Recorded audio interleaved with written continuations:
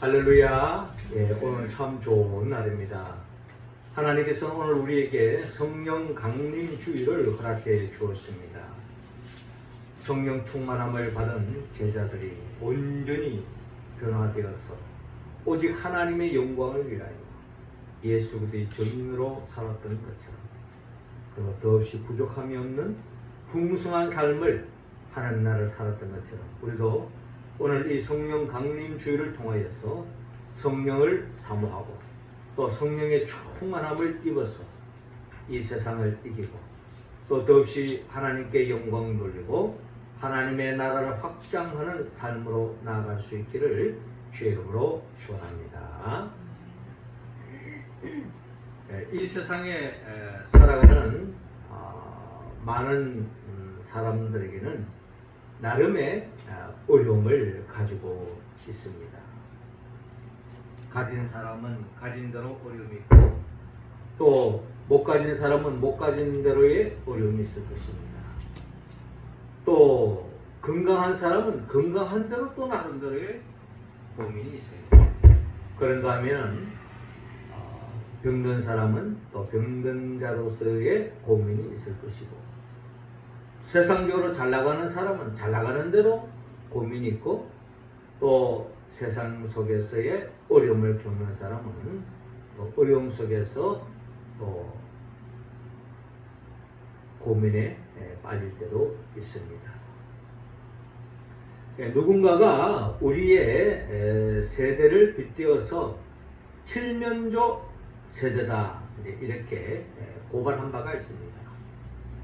칠면조 세대다. 우리 시대가 칠면조 같은 시대 속에 살아가고 있다. 이렇게 고발한 거죠. 왜냐하면 이 칠면조의 이 짐승에 독특한 특성이 하나 있는데 그것은 칠면조 무리끼리 같이 이렇게 모여 있다가 한 칠면조가 상처를 입으면 그 상처 입은 칠면조를 다른 동료들이 이렇게 챙겨주고 위해주고 또 보살펴주고 보듬어주는 이런 관계가 아니라 상처난 칠면조가 있으면 그 상처를 집요하게 모든 칠면조들이 다 공격을 해가지고 더 아프고 악화되어서 결국 죽음에 이르도록 하는 그런 습성을 칠면조 세계에 있다라는 것입니다. 이런 이야기는 오늘 이 시대를 고발하고 있습니다. 누군가가 잘못된 게 있고 또 부족함이 있고 또 연약한 모습이 있으면 그것을 품어주고 보듬어주고 위해주고 격려해주고 힘이 되어주는 것이 아니라 그것을 긁어서 또 흠집을 내고 또 결국에는 무너지도록 계속 공격하는 그런 경향이 오늘날 이 시대에 있다. 한마디로 이 시대는 삭막한 세상 속에 우리는 살아가고 있다. 그렇게 우리가 이야기할 수도 있을 것 같습니다. 이러한 삭막한 세상 속에서 우리 나름대로는 다 나름대로의 문제점을 가지고 있죠. 잘 나가면 잘 나가는 대로 또 어려우면 어려운 대로 나름대로의 다 자기만의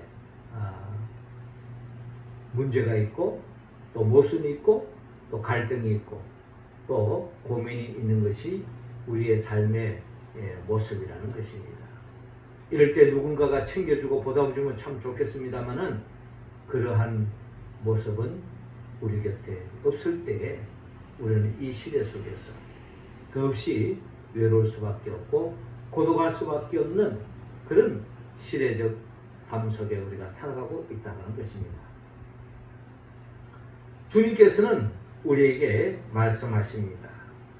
주님께서는 마태복음 11장 28절을 통하여 수고하고 무거운 짐진 자들아 다 내게로 오라 내가 너희를 쉬게 하리라 라고 주님께서 친히 말씀한 바가 있습니다. 주님이 왜 이런 말씀을 하셨을까요?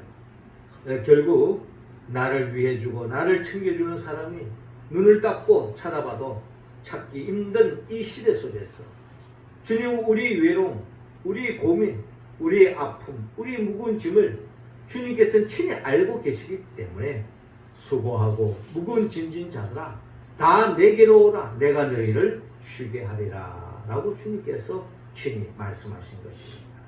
그렇습니다. 우리가 주님께로 나아갈 때야만이 우리는 이 세상에서 참된 만족과 참된 안식과 참된 평안을 누릴 수 있다는 것입니다. 그렇기 때문에 우리는 더욱더 주님을 의지하고 또 주님을 붙잡고 주님을 바짝 따라가는 우리의 신앙의 여정이 되어야 할 것입니다. 자, 그런데 그런 주님이 의지하고 그 주님께 다가왔는데 그 주님이 이 세상을 떠난다 했을 때에 아마 제자들의 마음 속에는 더 없는 또 하나의 무거운 짐으로 다가왔을 것입니다. 예수님께로 가면 결국 모든 문제가 해결될 걸 생각하고 배와 건물을 버려두고 모든 것을 다 버려두고 주님을 가까이 하고 주님께로 다가왔지만 주님께서 아닌 게 아니라 피난처가 되어주시고 모든 문제를 해결해 주시고 하나님의 나라를 맛보게 해줬을 때 너무나도 기쁜 나머지 3년 반 동안 예수님의 제자들은 주님을 바짝 따라왔지만은 이제 주님이 하시는 말씀, 오늘 본문의 말씀은 주님께서 십자가에 못 박혀 죽기 전에 제자들에게 이별을 앞두고서 제자들에게 하시는 말씀입니다. 이 말씀은 결국 예수님께서 죽음의 권세를 깨뜨리고 부활하신 이후에 이제 성천하시고 주님 하나님 보좌 우편으로 성천하시는 그때에 이 제자들에게 이별을 앞두고서 하신 말씀은 성경에 구체적으로 기록되어 있지 않습니다만은 십자가에 못 박혀 죽기 전에 제자들에게 예수님께서 육신의 이별을 통하여서 더 없는 무거운 마음들을 위로해 주기 위해서 오늘 성경의 본문의 말씀을 말씀을 하셨기 때문에 이 말씀이 결국 주님께서 부활하시고 성천하시기 전에 제자들에게 또 반복적으로 들려주신 말씀으로 우리는 오늘 본문을 우리가 받아들일 수 있겠습니다. 그런 의미에서 주님은 성천하시기 전에 한마디로 말해서 제자들에게 예수님은 자신을 보혜사라고 말씀하시며 또 다른 보혜사를 너희에게 보내주겠다라고 주님께서 제자들에게 약속하신 것입니다. 그러니까 보혜사로서의 예수님이 떠나지만 또 다른 보혜사 성령님께서 너희와 함께해 주실 것이다.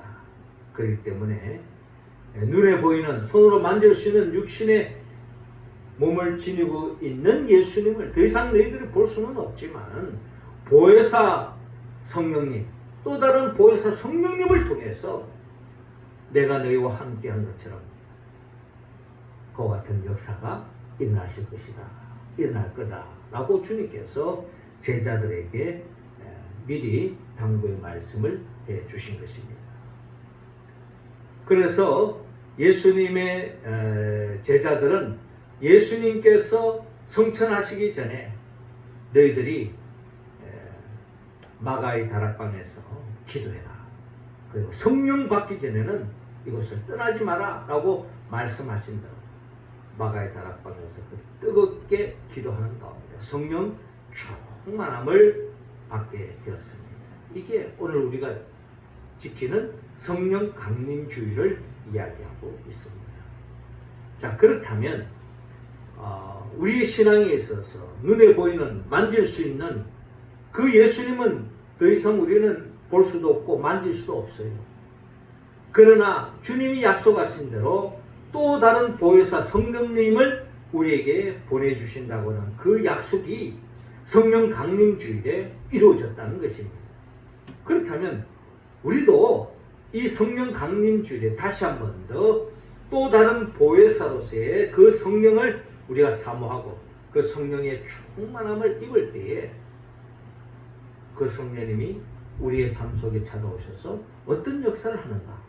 오늘 성경을 통하여 주님의 말씀을 통하여 우리 한번 헤아려 보기를 원합니다. 먼저 오늘 성경 본문 16절을 중심으로 또 다른 보혜사 성령님은 함께하는 영이다 라고 말씀하고 있습니다. 16절 말씀 우리 함께 했습니다. 시작. 내가 아버지께 구하겠으니 그가 또 다른 보혜사를 너희에게 주사 영원토록 너희와 함께 있게 하시리니 아멘. 자, 오늘 본문 16절 보면요, 내가 아버지께 구하겠으니 그가 또 다른 보혜사를 너희에게 주사 영원토록 너희와 함께 있게 하리니 라고 말씀하고 있습니다. 그러니까 예수님께서 하나님 아버지께 구하겠다는 겁니다. 어디에서? 성천하셔서 하나님 보좌 우편에서 하나님께 기도하고 간구하겠다는 거예요. 뭘 간구하느냐? 그가 또 다른 보혜사를 너희에게 주사. 예수님이 보혜사라면 또 다른 보혜사, 그것은 결국 성령님을 이야기하는 거겠죠. 성령님을 보내주겠다는 거예요. 그래서 성령님께서 하시는 일이 뭐냐? 영원토록 너희와 함께 있게 하겠다라고 말씀하고 있습니다. 그러니까 또 다른 보혜사의, 한마디로 말해서 또 다른 보혜사 성령님의 이야기할 때 그분은 한마디로 말해서 우리와 함께하는 영이다. 그렇게 우리는 본문을 통하여 해낼 수가 있겠습니다. 자, 우리가 보혜사 성령님을 우리가 알기 위해서는, 이해하는 데 있어서는 우리는 예수님을 알아야 합니다. 그렇죠? 우리가 하나님을 이해할 수 있는 길은 한계가 있어요.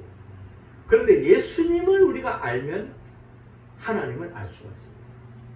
또 달리 성령님에 대해서는 그 영적인 존재이기 때문에 우리가 성령님 또한 인격적인 존재라고 하지만은 그 성령님은 어떤 분인가에 대해서 감이 잘 잡히지 않을 때가 있습니다. 그런데 그 성령님 또한 예수님이 누구인가, 어떤 분인가를 우리가 헤아려 볼 때에 성령님이 어떤 분인가를 또한 우리가 이해할 수 있다는 것입니다. 그러니까 우리는 예수 그들을 통해서 하나님을 알 수 있고 성령님을 알 수 있다는 것입니다. 그래서 우리는 오늘 본문 16절로 돌아와서 내가 아버지께 구하겠으니 그가 또 다른 보혜사를 너희에게 주사 영원토록 너희와 함께 있게 하리니 라고 말씀하시는데요. 즉 예수님이 함께 할 때에 어떤 역사가 났습니까? 우리가 잘 아는 것처럼 예수님께서 요한복음 8장에 현장에서 간음하다가 결국 돌에 맞아 죽을 수밖에 없는 여인이었습니다. 그런데 이 여인이 예수 그들을 만남을 통하여 예수님이 함께함을 통하여서 어떤 역사가 났습니까? 율법의 이름으로 돌에 맞아 죽을 수밖에 없는 이 여인이 예수님이 함께하는 가운데에서 살 길이 열렸습니다. 예수님께서 많은 사람들이 율법의 이름으로 돌을 던져 이 여인을 돌을 던져 죽이려 할 그때에 예수님께서 하신 말씀, 땅에다가 글을 서시죠. 그리고 주님이 말씀하십니다. 너희 중에 죄 없는 자 먼저 돌을 던지라. 그때 모든 사람들의 양심의 가책을 느낀 나머지 불끈 지었던 돌을 내려놓고 다 제갈기도 합니다. 그러면서 예수님께서 이 여인을 향해서 다시는 죄를 짓지 말라고 말씀하시며 살 길을 열어주는 것을 바라볼 수가 있습니다. 죽을 수밖에 없는 이 여인이 예수님을 만남을 통하여서 예수님이 함께함을 통하여서 살 길이 열렸다는 거예요. 이처럼 보혜사 성령님이 우리와 함께할 때도 동일한 역사가 일어납니다.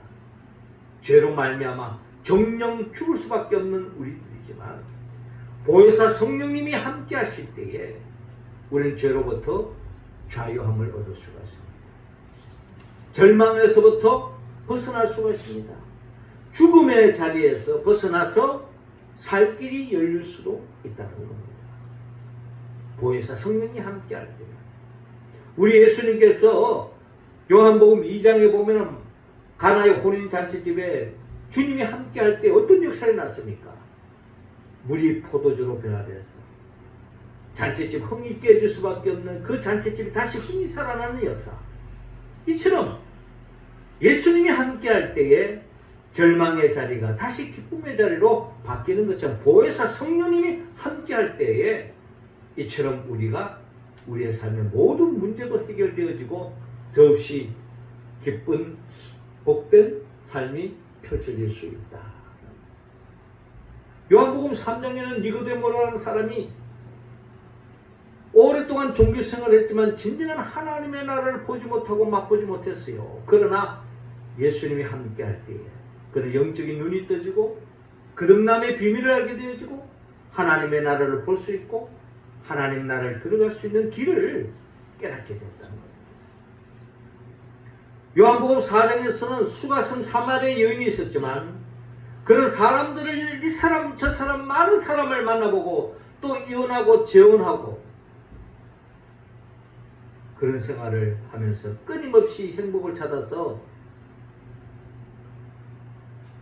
힘썼지만 이 여인의 참된 행복을 안겨주는 사람은 아무도 없었습니다. 결국 예수님이 함께할 때에 이 여인은 진정한 만족과 행복을 경험할 수가 있었습니다. 요한복음 5장에서는 38년 된 병자이지만 예수님이 함께할 때에 주님의 도우심으로 베데스다 연못가에서 몸을 씻음으로 인하여 나음을 입는 역사가 일어나는 거죠. 예수님이 함께할 때, 성령님이 함께할 때에 치유 역사가 일어난다는 겁니다. 뿐만 아닙니다. 요한복음 6장에서는 보리떡 5개, 물고기 2마리, 5,000명 이상이 되는 많은 사람들을 어떻게 먹일 수 있겠습니까? 그러나 예수님이 함께할 때에 모든 사람들이 배불리 먹고 12강조리가 남는 역사가 일어나는 거예요. 우리가 이 세상을 살아가는데 물질적으로 어려웠고 힘들더라도 성령님이 함께하면 보리떡 5개와 물고기 2마리가 5,000명을 먹이는 것처럼 성령님이, 보혜사 성령님이 함께할 때에 우리의 삶은 부족함이 없는 삶의 길로 인도해 주신다 하는 말씀으로 우리는 복음서를 통하여 예수 그리스도를 통하여 성령님이 누구인가? 성령님은 한마디로 말해서 우리와 함께하는 영으로서 그 함께하는 영이 함께할 때에 우리의 삶은 부족함이 없는 삶의 길로 나아갈 줄로 여러분 믿으시기 바랍니다. 그 성령님이 함께할 때 마치 시편 기자가 시편 23편을 통하여 고백하는 것처럼 여호와는 나의 목자시니 내게 부족함이 없으리로다. 그가 나를 푸른 저장 쉴만한 물가로 인도하시니 내가 사망의 엄침한 골짜기로 다닐지라도 해를 두려워하지 않을 것은 주께서 나와 함께 하심이라 라고 말씀합니다. 목자 대신 하나님이 도와주신다는 거예요. 목자 대신 주님이 도와주신다는 거예요. 목자 대신 성령님께서 우리의 삶을 도와주시기 때문에 우리의 삶은 조금 더 부족함이 없도록 인도해 주신다. 심지어 사망의 엄청난 골짜기 속에서도 희망을 잃지 않고 좌절하지 않고 자포자기하지 않고 주님의 은혜로 생명 안에서 왕노로 사는 삶으로 나아갈 수 있게 하는 그 힘, 그것이 바로 또 다른 보혜사 성령님이 함께할 때 우리의 삶 속에 나타날 수 있는 역사라는 것을 주님은 말씀하고 있습니다. 뿐만 아니라 오늘 본문 17절을 통하여서 주님은 두 번째로 또 다른 보혜사 성령님은 인도하시는 영이라고 말씀하고 있습니다. 17절 말씀 우리 같이 한번 읽겠습니다. 시작. 저는 진리의 영이라 세상은 능히 저를 받지 못하나니 이는 저를 보지도 못하고 알지도 못합니다. 그러나 너희는 저를 아나니 저는 너희와 함께 거하시며 또 너희 속에 계시겠음이라. 아멘. 이어지는 17절을 보면요, 그는 진리의 영이라 하고 말씀합니다. 진리의 영이라. 세상은 능히 그를 받지 못하나니 이는 그를 보지도 못하고 알지도 못합니다. 그러나 너희는 그를 아나니 그는 너희와 함께 가시며 또 너희 속에 계시겠습니다 라고 말씀하고 있습니다. 또 다른 보혜사 성령님은 우리와 함께 하시지만 함께 하시면서 그 또 다른 보혜사 성령님의 하시는 일은 진리의 영이기 때문에 우리를 진리의 길로, 올바른 길로, 바른 길로 인도해 주신다라고 말씀하고 있는 것입니다. 우리의 삶은 끊임없는 선택의 연속입니다. 이렇게 할 것인가, 저렇게 할 것인가, 갈 것인가, 말 것인가, 동쪽으로 갈 것인가, 서쪽으로 갈 것인가, 이것을 선택할까, 저것을 선택할까. 끊임없이 우리는 선택의 기로에 놓여져 있습니다. 선택 한번 잘하면 때로는 1년이 편할 수가 있지만 또 어떤 선택은 선택 그 한번 잘함으로 인해서 평생 행복의 길로 나아갈 수 있습니다. 그런데 선택 한번 잘못해가지고 오늘 하루를 망칠 수도 있고 한 주간을 망칠 수도 있고 일평생을 망칠 수도 있는 것이 우리의 삶의 모습입니다. 그렇기 때문에 이 선택이 얼마나 중요한 걸 우리는 알기 때문에 우리는 머리 싸매서 고민하고 갈등하고 궁리하는 것이 우리가 선택의 기로에 섰을 때에 하는 일이라는 겁니다. 그런데 우리의 선택은 늘 한계가 있습니다. 우리의 지식은 한계가 있고 또 시대적 상황 속에서 이 사람들이 이게 좋다 하면 또 저기에 속깃하고 또 저게 좋다 하면 저기 속깃하는 것이 우리의 모습입니다. 그러나 진리의 영 성령님께서 우리 가운데 좌정하시고 역사하시고 성령님께서 이끌어 주실 때에 결국 우리의 선택은 결국 후회함 없는 선택이요, 바른 선택이요, 결국 진리로 나아가는 후회하지 않는 참된 선택이기 때문에 진정한 행복으로 나아갈 수 있다. 주님은 길이요 진리요 생명이라고 말하지 않습니다. 아무리 선택을 한다 해서 그것이 죽음에 이른다면, 그것이 거짓에 이른다면 그것은 잘못된 선택일 것입니다. 그 선택을 통하여 진리에 이르고 또 나아가서 그 선택을 통하여 생명으로 이어지고 진리로 이어진다면 그것은 최고의 선택일 것입니다. 우리는 한계가 있지만 우리 가운데 성령이 충만하면 바른 선택으로 나아갈 수 있다. 요한복음 9장에 보면 날 때부터 소경이 있습니다. 소경된 사람은 눈이 어둡기 때문에 어디로 가야 할지 방황할 수밖에 없는 거예요. 그 날 때부터 소경된 자의 눈을 떠준 것처럼 진리의 성령이 우리 가운데 임할 때에 우리는 바른 것이냐 잘못된 것이냐 분별할 수 있고 구별할 수 있고 바른 길로 선택할 수 있는 그런 지혜가 생기고 능력이 생긴다는 것입니다. 이스라엘 백성들이 출애굽을 하여 가나안 땅을 가는 그 과정 속에 하나님은 구름기둥 불기둥으로 인도하시는 것을 볼 수가 있습니다. 낮에는 구름기둥, 밤에는 불기둥의 인도함을 받을 때에 그들은 결국 가나안 땅에 이룰 수 있었던 거죠. 우리가 새하늘과 새 땅에 이르고 영원한 하나님의 나라로 우리가 나아가기 위해서는 매 순간순간 성령의 인도함을 받지 않으면 우리는 그 길을 갈 수 없기 때문에 우리는 성령의 충만함을 받아야 한다는 것입니다. 그리고 그 보혜사 성령을 주님께서 약속하셨다는 것입니다.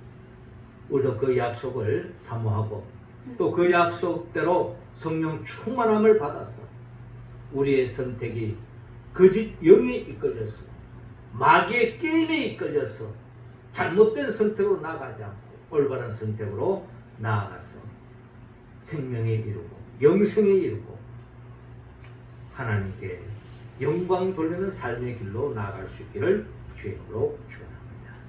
마지막 세 번째로 또 다른 보혜사 성령님은 평안을 주시는 영입니다. 27절 우리 같이 한번 읽겠습니다. 시작. 평안을 너희에게 끼치노니 곧 나의 평안을 너희에게 주노라. 내가 너희에게 주는 것은 세상이 주는 것 같지 아니하나니 너희는 마음에 근심도 말고 두려워하지도 말라. 아멘. 주님께서는 오늘 본문 27절로 평안을 너희에게 끼치노니 라고 말씀하십니다. 주님께로 가면 우리가 평안을 얻는 것처럼 성령님께로 나아가면 그 성령님이 우리에게 참된 평안을 안겨주신다. 이 평안을 안겨주시는 성령님을 이해하기 위해서는 평안을 안겨주시는 예수님을 우리가 알아야만이 성령님을 통하여 참 평안을 누릴 수가 있습니다.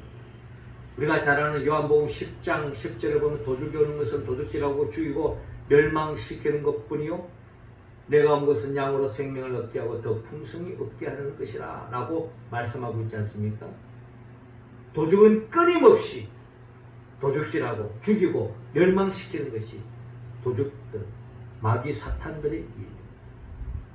끊임없이 우리의 삶의 자리는 마귀 사탄이 끊임없이 우리를 들썩이고 미혹하고 우리의 마음을 흔들어 놓는 것이 사탄 마귀의 계략이라는 것입니다. 그게 순간 넘어가는 순간입니다. 아담과 하와처럼 선악을 알게 하는 나무의 열매를 따먹는 것입니다. 죄를 지어서 결국에는 참 평안을 잃어버리고 하나님의 나라를 상실하고 절망 속에 고통 속에 살아갈 수밖에 없는 것이 우리의 삶의 여정이라는 거죠. 그러나 주님이 이 땅에 오신 것은 더 이상 도둑질 당하지 않고 강도질 당하지 않고 빼앗기지 않고 상실하지 않고 잃어버린 것을 되찾을 뿐만 아니라 풍성한 삶으로 인도하기 위하여 주님이 이 땅에 오셨다는 겁니다. 성령님이 함께할 때에도 동일한 역사가 일어난다는 것입니다.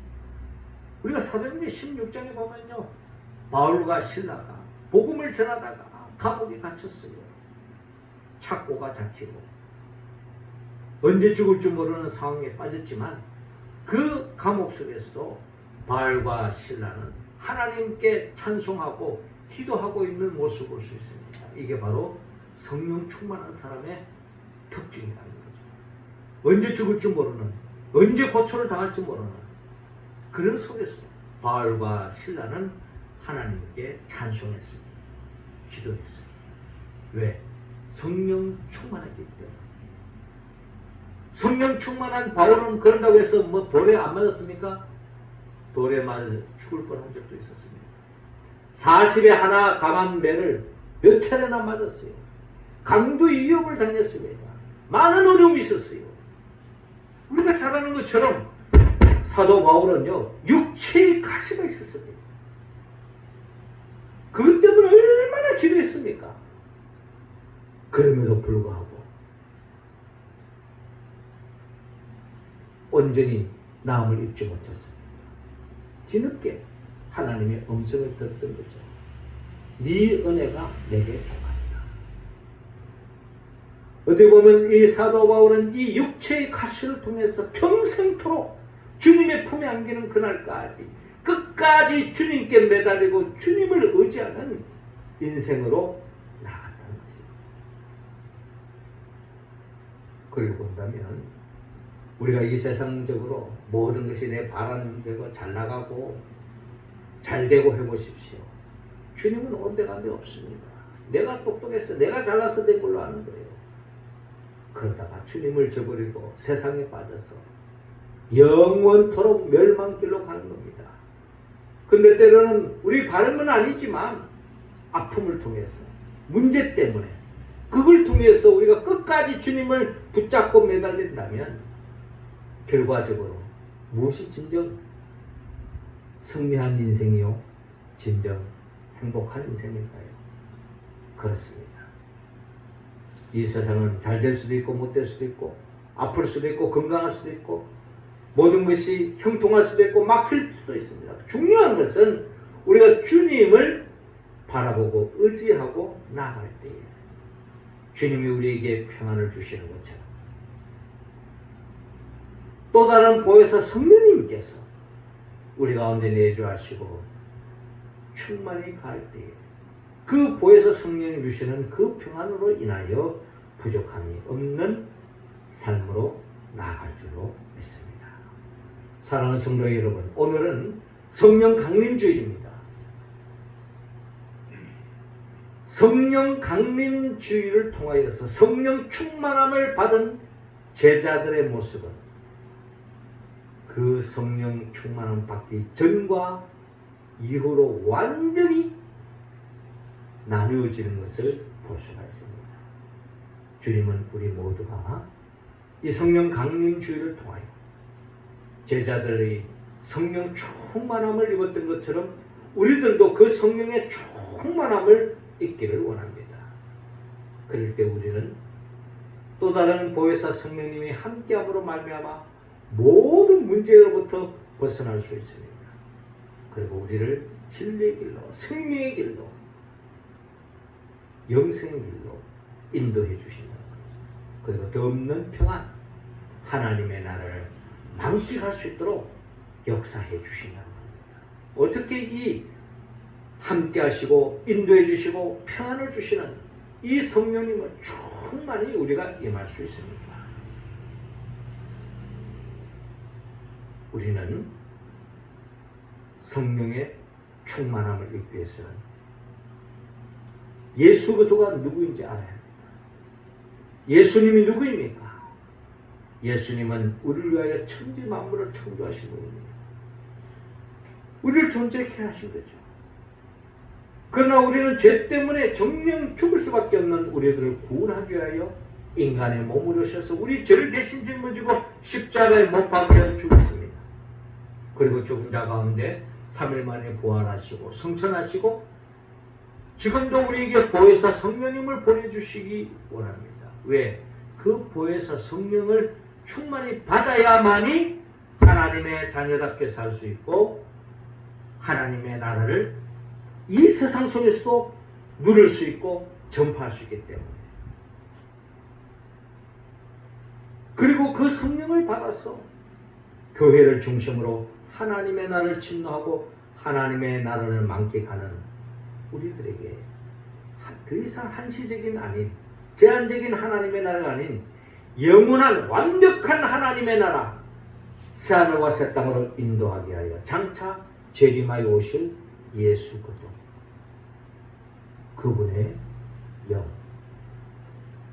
그분의 영을 달라고 우리가 간절히 기도할 때 성령 충만함을 임할 수 있고 그 성령을 통하여서 우리는 진정한 이 세상을 이길 수 있고 천국을 침노할 수 있고 하나님의 나라를 만끽하는 우리 모두가 될 줄로 믿습니다.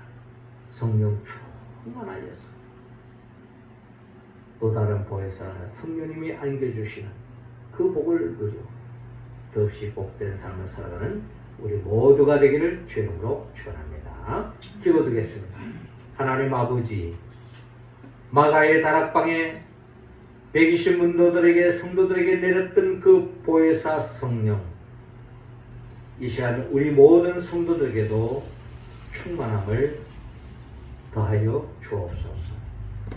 성령 충만함을 받아서 성령님이 함께함으로 어떠한 문제도 이겨나가게 하여 주시고 끊임없는 선택의 기록에 진리의 길로 나가게 하여 주옵시고 또한 성령의 충만함을 입어서 평안함, 하나님의 나라를 일상 속에서 망tik하며 일생토록 영생토록 하나님의 나라의 백성의 주인공으로 살아가는 우리 모두가 되게 하여 주옵소서. 예수님의 이름으로 기도드립나이다.